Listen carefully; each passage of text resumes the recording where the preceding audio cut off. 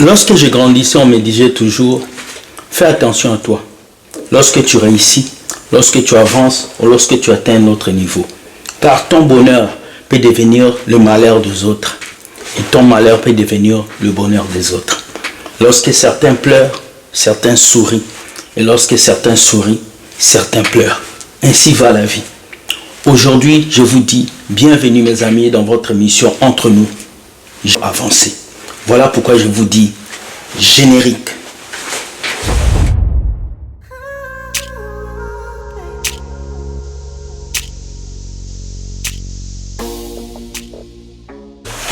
Mesdames et messieurs, bonjour. C'est Will Gospel. Je suis heureux de revenir ici dans mon studio. Pendant une semaine, j'étais en vacances, j'étais en Afrique. Plus précisément, je suis passé par la France, l'Éthiopie, le Burundi et je suis revenu. Dans les jours à venir, vous aurez une vidéo qui va vous expliquer tout mon séjour en Afrique, ce que j'ai aimé et ce que j'ai pas aimé, sauf que on a passé du bon temps. Merci à Dieu qui nous a gardés jusqu'ici et nous allons parler aujourd'hui d'une émission exceptionnelle. Il y a de cela quelques mois, nous avons été secoués dans le monde entier par plusieurs décès tragiques des étudiants internationaux. Le cas de plusieurs en Turquie, en France et partout. Mais parmi tous ces étudiants, il y a une étudiante principalement, sa mort nous a secoués. Nous avons tous partagé des vidéos, c'est Alexandra Diengo. Cette fille qui était morte à Trois-Rivières, au Canada, et juste, on a fait des enquêtes et beaucoup de gens ont spéculé sur sa mort. Et aujourd'hui, nous revenons sur le rapport du coroner. Le coroner, c'est celui qui fait des enquêtes après un meurtre pour savoir qu'est-ce qui s'est passé pendant et après ce qui s'est passé. Mais qu'est-ce qui se passe aujourd'hui que le coroner a envoyé son rapport. Dans le rapport du coroner, il a dit ceci. Regardez. Mois après la mort d'Alexandra Diengo Lumbayi à Trois-Rivières, le coroner vient de publier son rapport sur les circonstances entourant sa mort. Après un examen externe et une autopsie, le coroner Steve Poisson conclut qu'Alexandra est morte par noyade. La date probable de sa mort, c'est le 2 octobre. Ça veut dire que c'est la dernière fois qu'elle avait été vue vivante à l'île Saint-Quentin. C'est un kayakiste qui avait retrouvé le corps le 8 octobre, tout près de l'île Saint-Quentin, dans les eaux de la rivière Saint-Maurice. Selon le rapport, il s'agit d'un décès d'intention indéterminée. Ça veut dire que le coroner n'a pas pu déterminer si c'était un geste délibéré ou non. Et on peut lire dans le rapport que les examens, autopsies ou analyses révèlent qu'il n'y avait aucune lésion traumatique qui aurait pu causer le décès, donc une absence de traces de violence. Il n'y a aucune substance d'alcool, drogue ou médicament qui n'a été détectée dans le corps d'Alexandra. Et un passage assez important dans le rapport, on souligne que l'ensemble de l'investigation écarte l'intervention criminelle d'une autre personne. Un passage souligne que selon son entourage, elle n'avait jamais démontré de signes de dépression ou de tendance suicidaire. Mais un peu plus loin, il est aussi indiqué que les carnets intimes retrouvés chez elle comportaient des messages ou prières plutôt sombres. Une heure avant que son cellulaire cesse d'émettre un signal à l'île Saint-Quentin le 2 octobre, elle avait publié une vidéo Snapchat dans laquelle elle parlait de Dieu, de séparer son corps physique de son corps spirituel. Yo guys, what's up people? So I had a conversation with a friend today and it was just like for 2 minutes but still was meaningful. So my word for you today. Le coroner souligne qu'il y a de nombreuses questions qui demeurent en suspens, qu'il est possible qu'elle soit tombée accidentellement à l'eau, mais les éléments ne permettent pas de conclure à un... Et on peut lire vers la fin qu'à défaut de nouveaux témoins, il y aura toujours des éléments entourant les circonstances de son décès qui resteront sans réponse. Plus de 4 mois. Voilà. Le coroner a dit qu'Alexandra est morte par noyade. Qu'il ne peut pas préciser si ça a été accidentel ou pas. Comment est-ce qu'elle est tombée ou pas. Le téléphone d'Alexandra a fini de border à quelques minutes.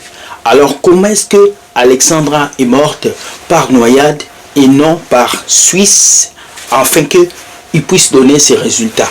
Est-ce que les gens sont pour ou contre ces résultats? Est-ce que les gens aiment ou n'aiment pas ces résultats? Pour commencer, on va lire la vidéo de la maman d'Alexandra qui était venue au Canada, qui a pris le corps de sa fille, où on a fait l'événement, le funérail d'Alexandra à Montréal. L'église était remplie. J'ai vu des amis qui m'ont envoyé des messages. Le corps d'Alexandra a été rapatrié au pays, elle a été enterrée et elle attendait l'enquête que le coroner devait faire. Même les parents d'Alexandra avaient passé une interview pour dire qu'ils ne sont pas d'accord que leur fille s'est ôté la vie. Regardez la vidéo. des choses.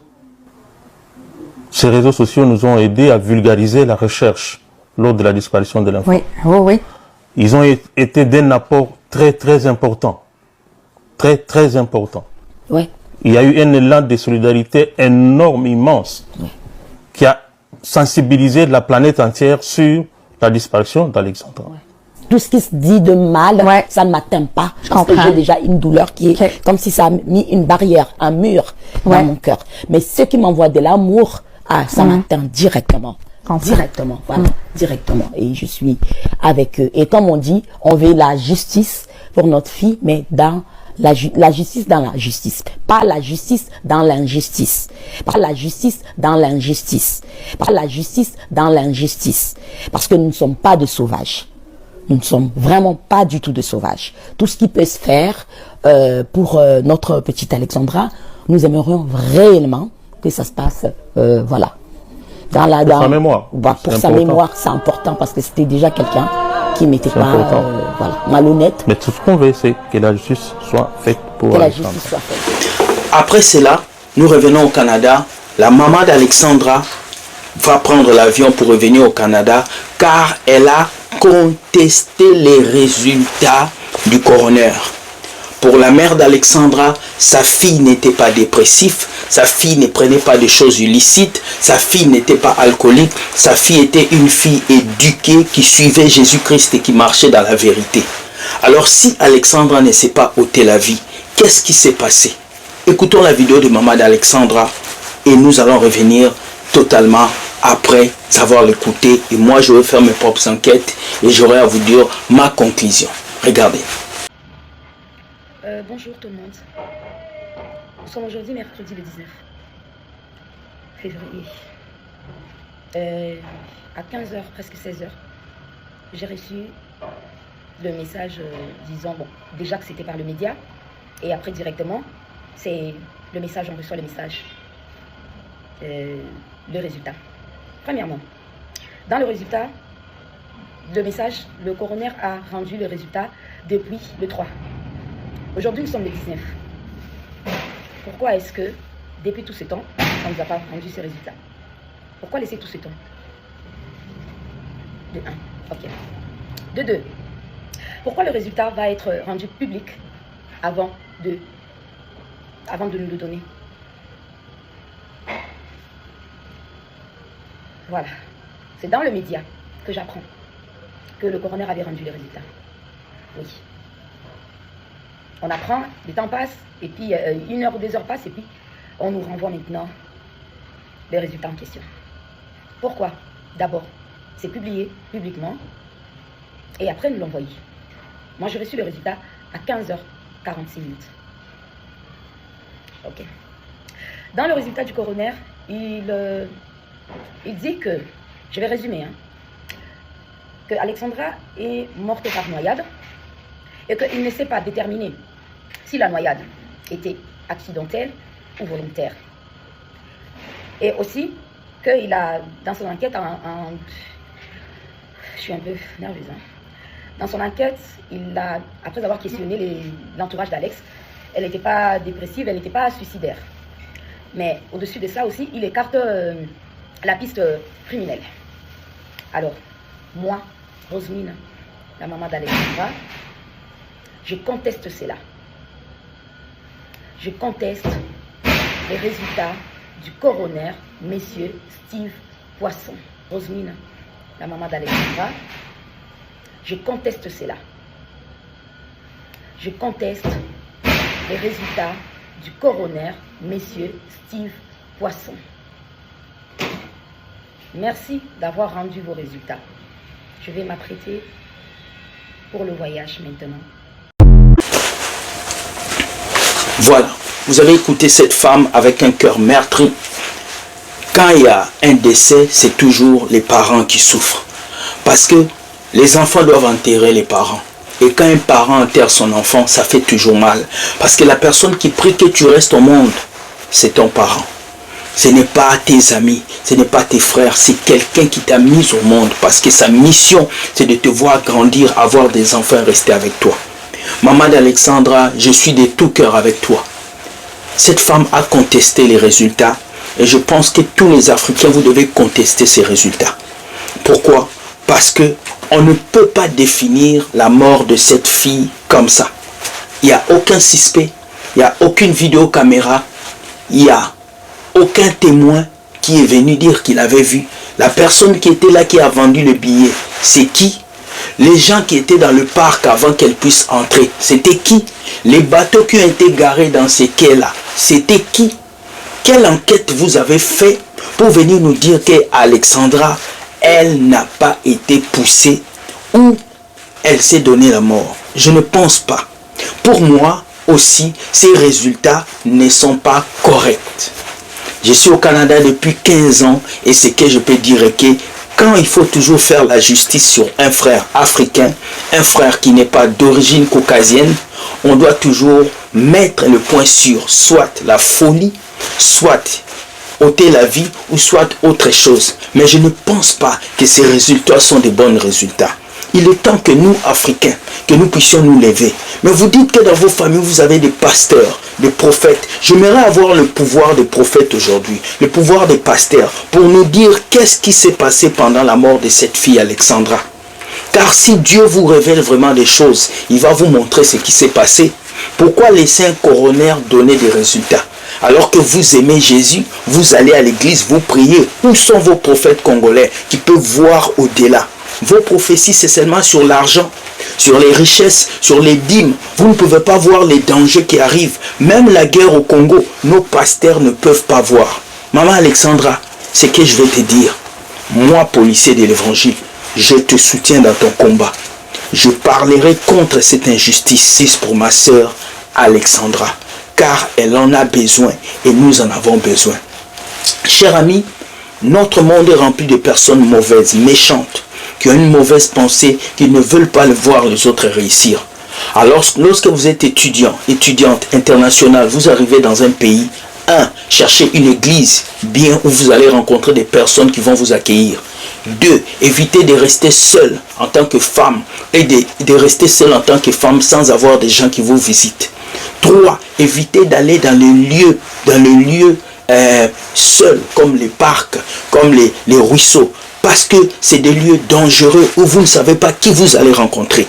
Aujourd'hui au Canada, dans la nature, il y a des ours, il y a des orignoles, il y a toutes sortes de personnes qui se baladent dans la rue.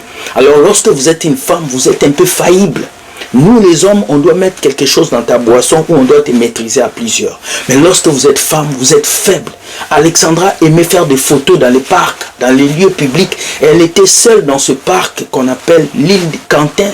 C'est un parc énorme, géant. Lorsque tu entres, tu te poses la question si tu vas encore ressortir. Voici une fille de plus. Son âme est partie. Mais nous devons tout faire pour que nos petites sœurs ne passent pas par là. Vous qui êtes grands frères, vous qui êtes grands sœurs, surveillez vos petites sœurs. Donnez-leur des leçons, qu'elles ne parlent à personne, qu'elles ne restent pas seules quelque part et qu'elles ne louent pas leur maison avec n'importe qui. Car j'ai fait l'expérience d'une colocation il y a de cela quelques années à Montréal. Et une fois, je dormais, je fermais ma porte, j'ai senti que quelqu'un ouvrait ma porte. Et quand j'ai ouvert la porte, je vis quelqu'un qui voulait entrer dans la maison pour voler. Alors mes amis, c'est très important. Vaut mieux pour vous d'avoir un seul appartement fermé avec surveillance et même installer des caméras chez vous que de vivre seul en tant qu'étudiante et de penser que tu as une vie libre. Non, pendant que tu reviens, il y a des gens qui t'observent. Pendant que tu prends l'autobus, il y a des gens qui t'observent. Pendant que tu vas à la salle de sport, il y a des gens qui t'observent. Voilà pourquoi en tant qu'étudiante internationale, tu dois avoir des amis qui te visitent. Tu dois avoir des personnes qui viennent chez toi. Car la plupart des gens, quand on voit que tu es seul, ils vont essayer de t'amadouer pour te faire du mal. Je ne dis pas que c'est le cas d'Alexandra, mais je suis contre cette décision du coroner. Pour moi, Alexandra a été poussée dans l'eau par quelqu'un qui était derrière et qui est parti sans qu'on puisse révéler son identité. Car elle avait fait face à l'eau et elle était assise sur un rocher dans sa dernière vidéo. Je pense mieux qu'il y a quelqu'un qui a commis cet accident par infraction. Où ça s'est passé, il ne savait pas, il a voulu jouer et la fille est tombée. Mais je ne pense pas qu'Alexandra, elle-même, elle s'est jetée dans l'eau pour se détruire. Elle était pleine de vie. Elle voulait vivre. Elle voulait avancer. Vous ne pouvez pas finir la vie d'une personne pensant que la justice de Dieu ne va pas s'accomplir. En finissant cette vidéo, je viens dire, Dieu rendra justice de la vie de cette fille. Que vous le vouliez ou pas, avant la fin de cette année, les coupables de ce meurtre seront enfermés. Si ce n'est pas ici, spirituellement, Dieu va s'en charger de ces personnes. Alors, pour mes frères et sœurs qui restent, je sais que cette décision du coroner va créer beaucoup de tollé dans le milieu des réseaux sociaux. Beaucoup vont faire des lives, beaucoup vont parler selon leur manière de parler. Mais tout ce que je viens vous dire, messieurs, ici, ce n'est pas une guerre entre le Canada et le Congo. Ici, ce n'est pas une guerre entre l'homme blanc et l'homme noir. Ici, c'est que nous voulons connaître la vérité. Alors ne mettez pas vos histoires de négritude, d'afrobo, de jalousie, de haine contre les autres couleurs de peau pour faire des lives et insulter les autres nations. Pas le Canada qui a détruit la vie des étudiants. Non, c'est une jeune fille qui est tombée dans l'eau et nous devons savoir pourquoi. C'est une personne qui a peut-être commis un acte audible, mais ce n'est pas toute la nation. Le Canada a des personnes extraordinaires, des personnes bénies, des personnes graves, des personnes fantastiques. Oui, le Canada aussi a des méchantes personnes. Donc ce n'est pas le Canada, ce sont des individus. Et si cet acte a été un accident, Dieu va le révéler. Et si ça n'a pas été un accident, maman Alexandra revient dans le pays. Nous ferons des enquêtes et nous allons trouver ces personnes. Sur ce, je vous dis, soyez bénis, que Dieu vous protège. Nous allons avoir notre live demain. Que Dieu soit avec vous. Je vous dis, Dieu gagne toujours. Pour moi, Alexandra était une fille excellente, fantastique. Et si vous avez cru que en la supprimant, vous allez supprimer la joie qu'elle possédait, vous avez menti. Nous la gardons dans nos cœurs. Et nous savons qu'il y a beaucoup d'Alexandre qui se sont créés. C'est nos petites sœurs, c'est nos grandes sœurs. Et ils seront protégés par nous, le grand frère. Alors les amis, peace and love, que Dieu vous garde. Dieu gagne toujours. Dites-moi ce que vous pensez de la décision. Est-ce que vous pensez qu'Alexandra s'est ôté la vie? Ou bien c'est vraiment quelqu'un qui lui a fait du mal? Dites-le nous en commentaire et nous allons commenter. Et mettez-vous en tête, ce n'est pas une question de couleur de peau, c'est une question d'un individu qui a peut-être commis l'horrible, ou c'est une question d'une jeune fille qui a glissé, qui a commis un accident. Je me rappelle aussi, il y a cela quelques années, je connaissais un petit qui s'appelait Christian. Christian est parti se baigner avec son beau-père et Christian est tombé dans l'eau, dans la rivière. Christian s'est noyé, il n'avait que 11 ans. Alors, un accident peut survenir, peut-être qu'elle est tombée dans l'eau, ou quelqu'un l'a poussée, ou encore il y avait des conflits internes qu'on ne sait pas. Mais pour moi, la police n'a pas bien fait son enquête. Si on peut toucher les collègues avec qui elle restait, si on peut toucher les caméras de sécurité qui est là au quai, parce que dans ce quai de bateau, il y a des caméras de sécurité. Et pourquoi la police a-t-il arrêté les enquêtes à la veille? Parce que c'est lorsque la police a arrêté les enquêtes que nous avons trouvé le corps d'Alexandra le lendemain matin. Il y a quelque chose. Moi, pour moi, j'ai dit à maman d'Alexandra, tu dois porter plainte à la police de Trois-Rivières pour négligence. Tu dois porter plainte aux gens qui surveillent le parc, l'île Saint-Quentin. Tu dois porter plainte à toutes les personnes qui ont garé leur bateau dans ces quais. Car la vérité doit être connue. Je prie que Dieu te donne un bon avocat et que tout cela puisse enseigner à tout le monde que ne laissons pas nos petites sœurs seules dans un lieu inconnu, car il y a des personnes inconnues qui peuvent vouloir leur faire du mal. Je vous aime, je vous dis bonne journée, bye bye et ciao.